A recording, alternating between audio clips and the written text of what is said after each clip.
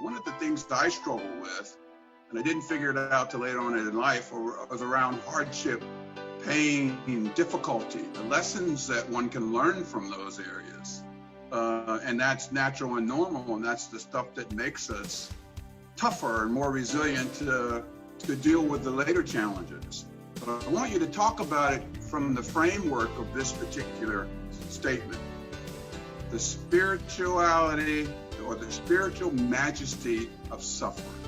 Okay, the spiritual majesty of suffering.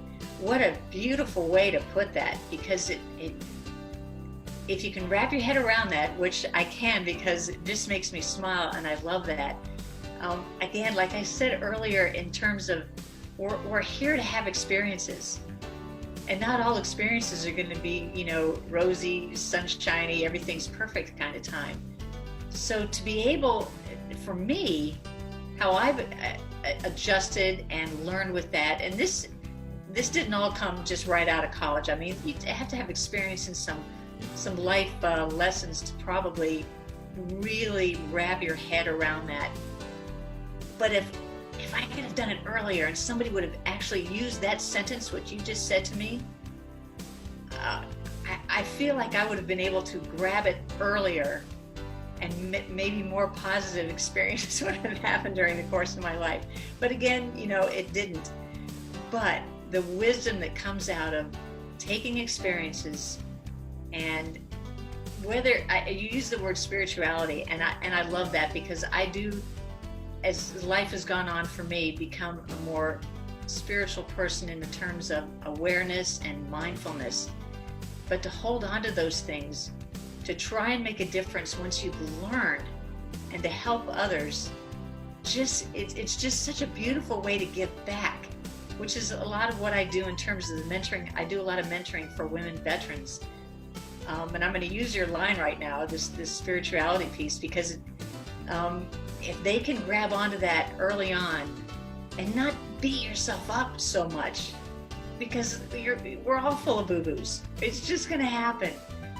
But to learn from those and to make a difference in yourself to be a better person is a much happier road to go down than beating yourself up and condemning yourself, and because that just spews out onto everybody else around you too, and who wants that?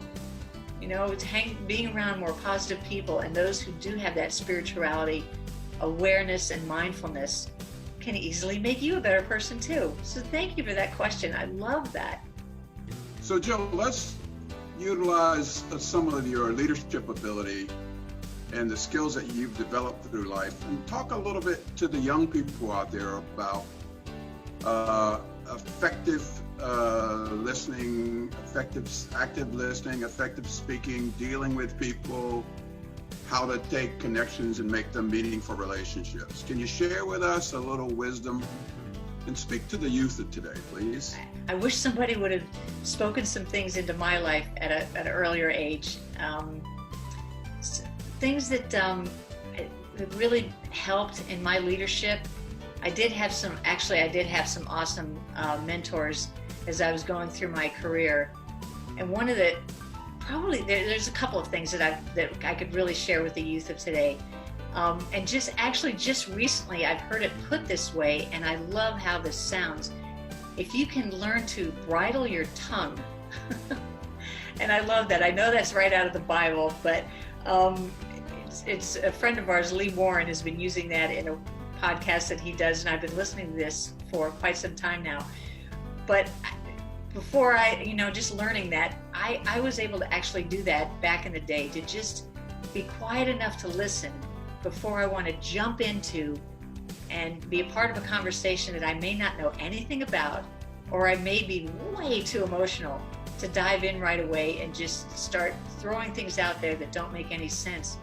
So being a really, really good listener, taking time to just sit back and listen. And there's where, if you're having disagreement with anybody, because I was working with soldiers that they were just so upset and, just couldn't seem to wrap their heads around anything except to yell.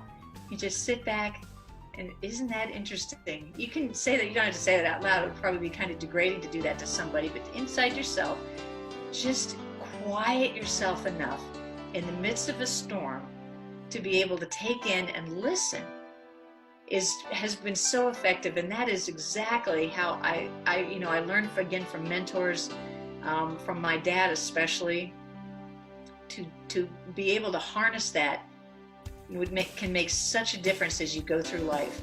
And you earn a lot of respect that way, because you don't end up with a reputation of a hothead.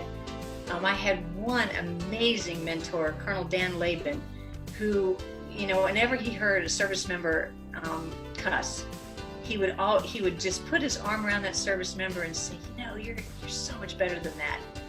And I love that. It's just, I never tried to be, one of the guys, never out there trying to use all the 4-letter words in the book to be tough.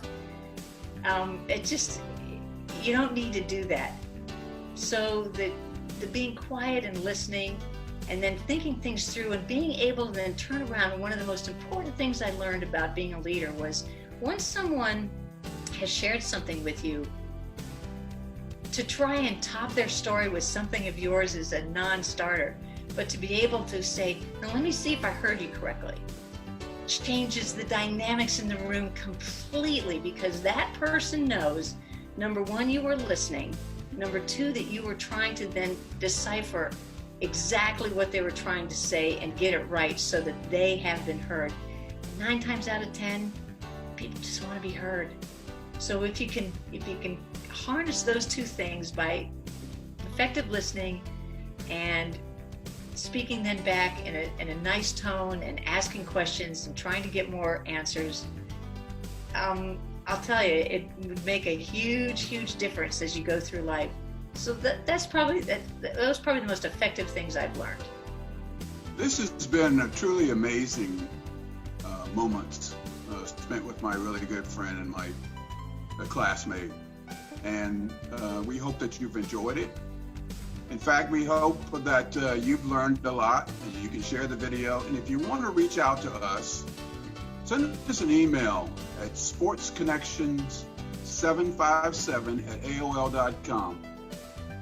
And if you have some questions for Jill, shoot me the questions, and we'll see if we can get her back on the 757 Sports Connection and have her share some more wisdom, some golden nuggets, and really wonderful time with each one of us. Thanks again, Jill.